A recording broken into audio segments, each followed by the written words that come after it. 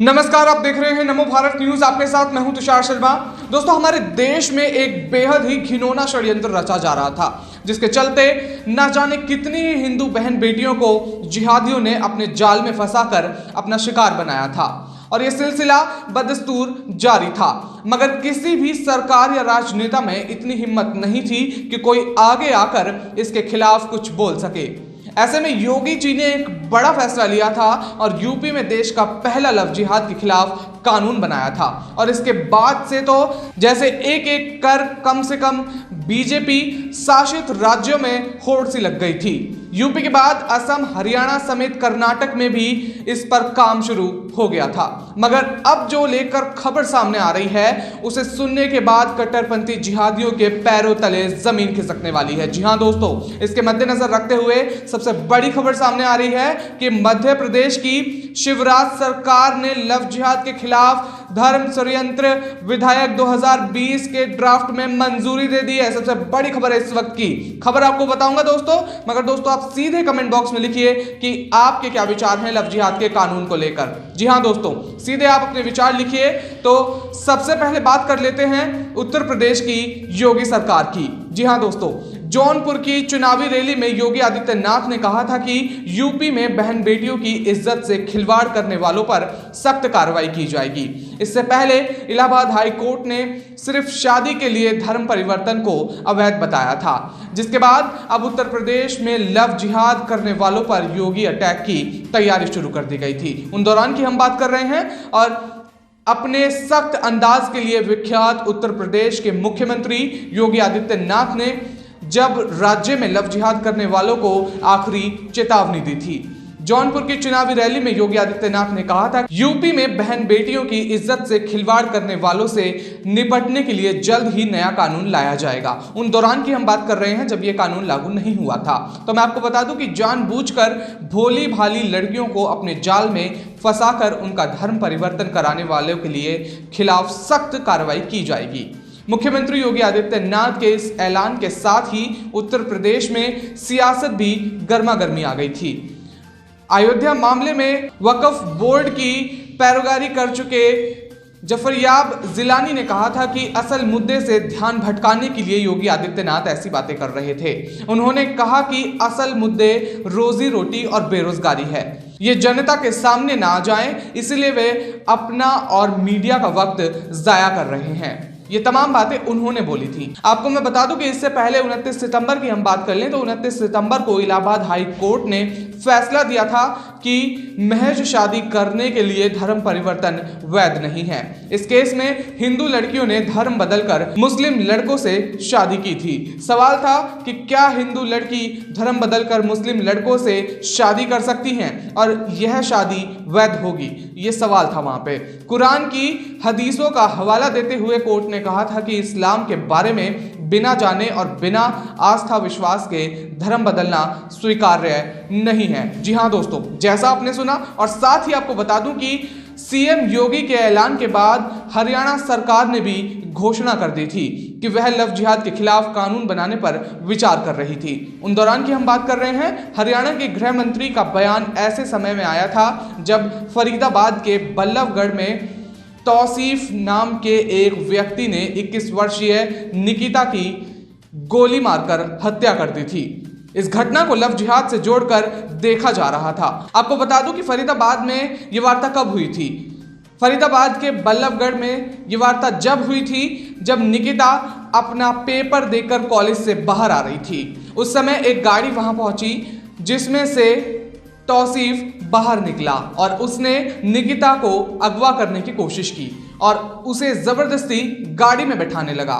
लेकिन जब युवती ने विरोध किया तो उसे गोली मार दी थी, जिसके बाद पीड़िता की मौत हो गई थी। हालांकि पुलिस इन मामलों में 3 आरोपियों को गिरफ्तार कर चुकी है। जी हां दोस्तों, जैसा आपने सुना, ये तमाम बातें सामने आई थी लव जिहाद के कानून को लेकर। अब मैं आपको सीधे रुक करा दूं जो खबर हमारे पास आ रही है उससे।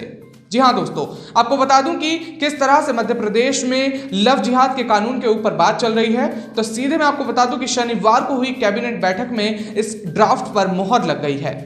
अब इस विधेयक को विधानसभा के शीतकालीन सत्र में सदन में पेश किया जा सकता है। विधानसभा के पास होने के बाद धर्म स्वतंत्र विधेयक 2020 कानून बन जाएगा। मध्य प्रदेश के गृह मंत्री डॉक्टर नरोत्तम मिश्रा ने कैबिनेट बैठक के बाद प्रेस कॉन्फ्रेंस में बताया कि धर्म स्वतंत्र विधेयक 2020 के ड्राफ्ट में कुल 19 प्रावधान हैं। उनके मुताबिक मध्य प्रदेश में बनने जा रहा लव जिहाद कानून दूसरे राज्यों में बने कानूनों से ज्यादा सख्त होगा। इसमें दोषी को 10 साल की सजा का प्रावधान किया गया है। आपको बता दूं कि उत्तर प्रदेश की योगी सरकार लव जिहाद के खिलाफ कानून को अध्यादेश के जरिए अमल में ला चुकी है और अब मध्य प्रदेश की शिवराज सरकार भी उसी राह पर आगे बढ़ रही है। उत्तर प्रदेश की योगी सरकार ने लव जिहाद के खिलाफ अध्यादेश के जरिए जो कानून लागू किया है उसमें गैर जमानती धाराओं के तहत मामला दर्ज कराने और 10 साल की कठोरतम सजा का प्रावधान है। इसका अध्ययन करने के लिए बीते दिनों मध्य प्रदेश विधानसभा के स्पीकर रामेश्वर शर्मा उत्तर प्रदेश के दौरे पर भी आए थे। उत्तर प्रदेश सरकार ने लव जिहाद के खिलाफ बनाए कानून को अध्यादेश के माध्यम से बीते 24 नवंबर को लागू कर दिया था। विधेयक के एक ड्राफ्ट के मुताबिक दोषी पर गैर जमानती धाराओं के केस दर्ज किए जाएंगे। जुर्म सिद्ध होने पर कम से कम 10 साल तक की सजा का प्रावधान विधेयक में किया गया है।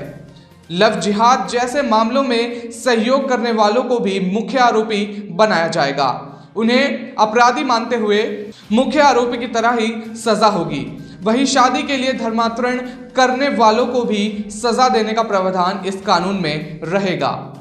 स्वेच्छा से धर्म परिवर्तन के लिए 1 महीने पहले संबंधित जिलों के कलेक्ट्रेट आवेदन देना होगा। अब मैं आपको सीधे बता दूं कि क्या क्या गाइडलाइंस वहां से आ रही हैं। पहला, धर्मांतरण और धर्मांतरण के पश्चात होने वाले विवाह के 1 महीने पूर्व डिस्ट्रिक्ट मजिस्ट्रेट को धर्मांतरण और करने और करवाने वाले दोनों पक्षों को लिखित में आवेदन प्रस्तुत करना होगा। दूसरा, बगैर आवेदन प्रस्तुत किए धर्मांतरण कराने वाले धर्मगुरु, काजी, मौलवी या पादरी को 5 साल तक की सजा का प्रावधान होगा। पुलिस के सीनियर ऑफिसर जांच करेंगे। मामले की सुनवाई सेशन या स्पेशल कोर्ट में की जाएगी। तीसरा, बहला फुसलाकर धमकी देकर जबरदस्ती धर्मांतरण और विवाह पर 10 साल की सजा का प्रावधान होगा। चौथा, जबरन धर्म परिवर्तन और विवाह की शिकायत पीड़ित उसके माता पिता या परिजनों द्वारा की जा सकेगी। यह अपराध संज्ञेय और गैर जमानती होगा। पांचवा, इस प्रकार के धर्मांतरण या विवाह में सहयोग करने वाले सभी आरोपियों के विरुद्ध मुख्य आरोपी की तरह ही न्यायिक कार्रवाई की जाएगी।